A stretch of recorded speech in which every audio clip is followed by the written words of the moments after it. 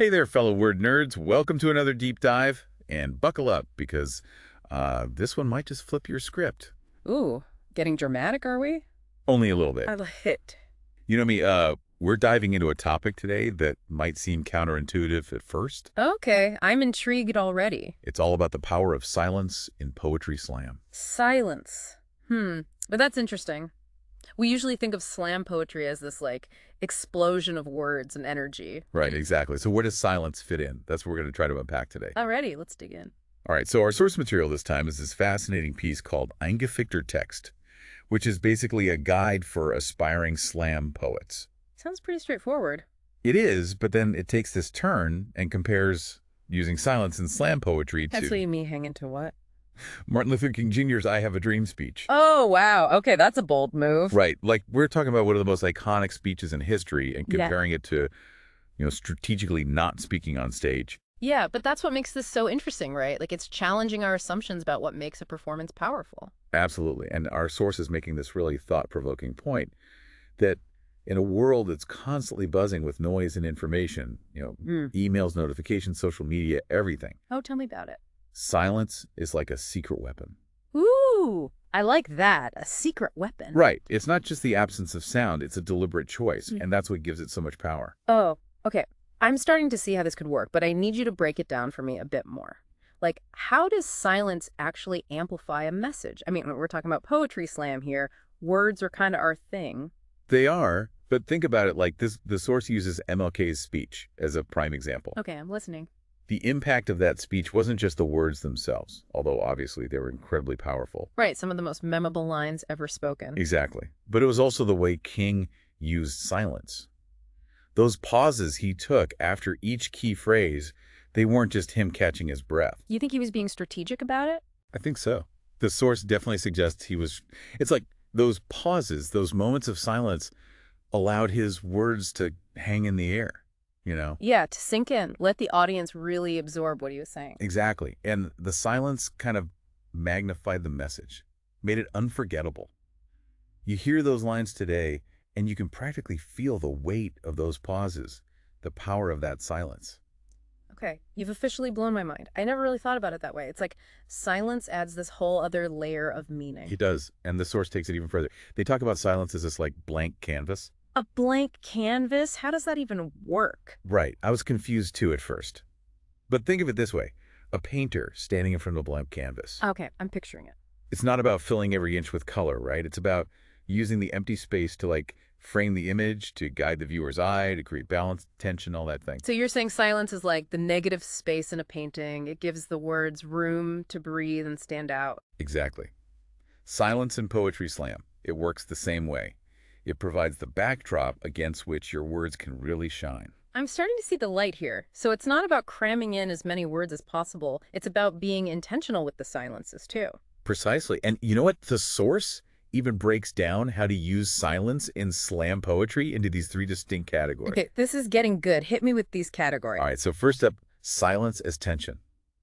Like imagine an archer drawing back a bowstring. I can feel the tension already just thinking about it. Right. There's this crazy anticipation in that moment of stillness before the arrow is released. So are you saying I should just stand there in silence for 5 minutes before I start my poem? No, not quite 5 minutes. But it is about owning that initial space, taking a beat of breath, establishing your presence before you even utter a word. It's powerful stuff. Okay, I can dig that. But how much silence is too much silence? I don't want to lose the audience before I even start. Yeah, it's a balancing act for sure. You'll get a feel for it the more you experiment. But even just a few seconds of silence can be enough to grab the audience's attention, make them lean in, eager to hear what you have to say. Okay, so silence as tension check. What's the next category? Right, so number 2 is silence as echo. And this one's all about recognizing that each word you speak has this after effect, this resonance that lingers even after the sound is gone. Like an echo bouncing off the walls. Exactly. But if you rush through your poem, those echoes, they get lost in a jumble of sounds. So the pauses are like giving those echoes space to reverberate? You got it. Yes. Deliberate pauses, especially after a powerful line or image, allow those words to sink in. I can see how that would create more impact. It's Yeah. like you're giving the audience time to savor each word to really feel its full weight. Precisely. It's like letting the flavor of a fine wine linger on your palate, right? You don't just gulp it down. I like where your head's at with this analogy. All right, bring on category number 3. This one's a bit more nuanced and maybe the most challenging to master. It's silence as metaphor. Ooh, sounds deep. Lay it on me. Think about it. Sometimes the most powerful emotions are the ones we don't express directly. You mean like the tear that isn't shed, the smile that's only hinted at? Exactly. By leaving space for interpretation, by trusting your audience to read between the lines, you allow the silence to speak volumes. Wow, that's heavy stuff. But also a little scary. I mean, what if people just miss the point entirely? It's a risk you take, right? Yeah. But it's also the beauty of it. You're inviting the audience to become co-creators of meaning. You're trusting them to engage with your work on a deeper level. I like that co-creators of meaning. It's not just about you as the performer dictating how the audience should feel. It's about creating space for them to bring their own experiences and emotions to the table. And that's where the magic happens, right? When the audience connects with your work on a personal level. Totally. But speaking of powerful moments, I remember the source shared this anecdote about forgetting a line during a performance. Oh yeah, I was going to bring that up. It seemed like that unexpected silence actually worked in their favor, right? It totally did. They described that initial panic. You know, that feeling of being completely lost. Oh, I know that feeling all too well. Stage fright is real. But then something amazing happened. The audience didn't turn away. They leaned in. They were captivated by that moment of vulnerability, of genuine human connection. So like that unexpected silence created a bridge between the performer and the audience. Something more powerful than words could ever express. Precisely. It's a reminder that sometimes those moments of silence, even when we're not trying to, can be the most impactful parts of our performance. Because they crack open something raw and real, and that's what connects us as human beings, right? Absolutely. We're all just trying to figure things out together, and sometimes silence is the best way to do that. So true. So we've got these 3 categories: silence as tension, silence as echo, and silence as metaphor. Pretty powerful stuff, right? My mind blown. I never would have guessed that silence could be such a dynamic tool in poetry slam. But I'm starting to see how it can be used to create all sorts of interesting effects. And this is just the tip of the iceberg, folks. Stay tuned, because we're about to dive even deeper into the secrets of silence and how you can use it to level up your slam game. I'm ready for more wisdom. Let's keep going. It's a reminder that sometimes the most powerful moments on stage come from the things we don't say. But let's shift gears a bit.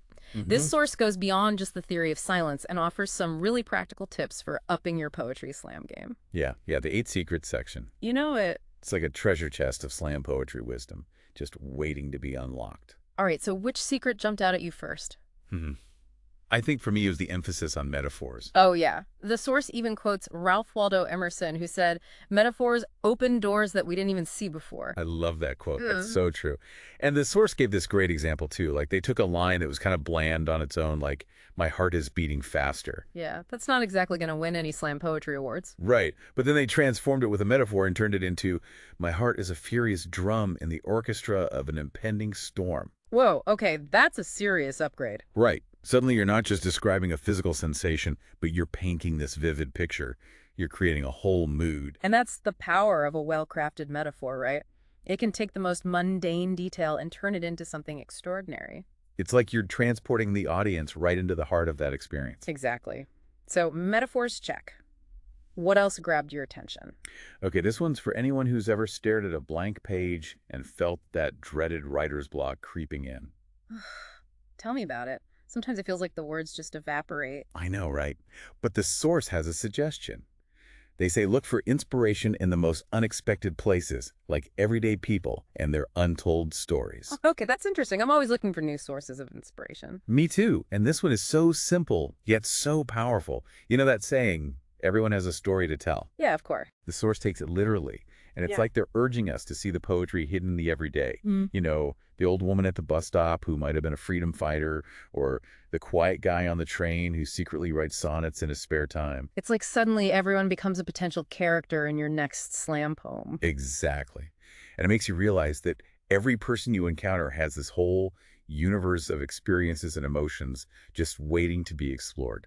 It's beautiful and a little overwhelming when you think about it. Right. It's like the source is saying, ditch the Netflix and go people watching instead. Sounds like my kind of research. Mine too. So we've got the power of silence, the magic of metaphors, and finding inspiration in the mundane.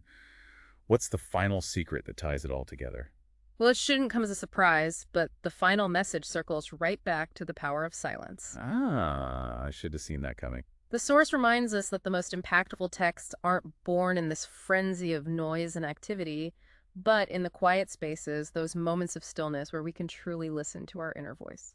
It's like whispering a secret instead of shouting it from the rooftops. Exactly. It's not about being loud or flashy. It's about creating a space for genuine connection, both within ourselves and with our audience. And silence allows those words to really penetrate, to resonate on a deeper level. Beautifully put. And this idea, it goes beyond poetry slam, right? It speaks to the importance of mindfulness, of slowing down and tuning in to what really matters. It's like a radical act of self-care in a world that's constantly bombarding us with stimulation. Preach. We all need a little more silence in our lives. I'm feeling pretty inspired right now, I gotta say. But let's bring it back down to earth for a sec. For our listeners who are maybe new to Poetry Slam or even seasoned veterans looking to level up their game, what's the key takeaway they should walk away with? If I had to distill it down to one essential message, it would be this: embrace silence as your ally. It's not an enemy to be feared or avoided. It's a tool, almost like a secret weapon. Exactly. And it can be wielded to create impact, evoke emotion, and forge a deeper connection with your audience. Powerful stuff. But wait, there's more. I noticed that the source also mentioned this resource called Poetry Master. Oh yeah, Poetry Master. It sounds like a pretty comprehensive program covering everything from crafting those killer texts to developing stage presence. And of course, mastering the art of silence. Naturally, the source really hyped it up as a must-have for anyone serious about taking their slam poetry to the next level. Sounds like a treasure trove of slam poetry gold. And just in time for the holidays, too. You know it. In fact, I heard there's a special holiday promotion going on right now for Poetry Master over on the website. You can snag it at a discounted price, making it the perfect gift for the poetry lover in your life, or, hey, treat yourself. Love it. Supporting the arts and leveling up your slam game all in one go. Can't beat that. But speaking of gifts, I think we've given our listeners a pretty awesome one today. The gift of understanding the power of silence.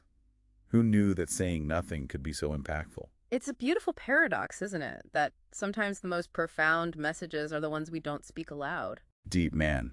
Deep. But you know what else is deep? The well of wisdom we've tapped into with this deep dive. It's been quite a journey, but before we wrap things up completely, I want to throw one final juicy question out there for our listeners to ponder. Okay, hit me with it. We've talked about the power of silence and performance and writing, even in our everyday interactions. But what about the power of silence within ourselves? Oh, that's a good one. What happens when we create space for silence in our thoughts and our reflections, in that quiet space where we connect with our true selves? Now that's a question worth sitting with for a while. Yeah, it really is. It's like we've uncovered this hidden dimension of Poetry Slam, and honestly, it's got me feeling all kinds of inspired. That's what it's all about, right? Taking these insights and, making them your own. It's not about copying anyone's style, Right. but finding the ways that silence can amplify your unique voice. You know, I've always thought of silence as this awkward gap that needed to be filled. Like if there's a pause in the conversation, Yeah, I got to jump in with something, anything to keep things moving. I feel that. But after this deep dive, I'm starting to realize that those moments of quiet can be just as powerful, if not more so than the words themselves. It's a shift in perspective, for sure. And it's not always easy. Our culture is so obsessed with noise, with constant stimulation, that embracing silence can feel almost counterintuitive. It's true. Yeah. It's like we've been conditioned to fear silence, to see it as a weakness or a failure. Right? Like we always have to have something to say. But what if it's actually a source of strength? What if it's in those quiet moments that we tap into our deepest creativity, our most authentic selves? That's a powerful question, and I think it's one that each of us has to answer for ourselves.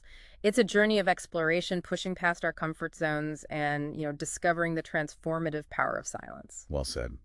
Well, we've covered a lot of ground today, from the historical significance of silence in iconic speeches to practical techniques you can use to wield it in your own Poetry Slam performances. It's been a fascinating exploration, and I hope our listeners are walking away feeling, energized and inspired to embrace the power of silence in their own creative endeavors. Absolutely. And just a reminder, if you're looking for an even deeper dive into the world of slam poetry, including how to master the art of silence, be sure to check out that Poetry Master program we mentioned earlier. You can find all the details and snag that sweet holiday discount over on our website. It's a gift that keeps on giving, both for yourself and for anyone who's passionate about the power of words, or in this case, the power of not using words. Exactly.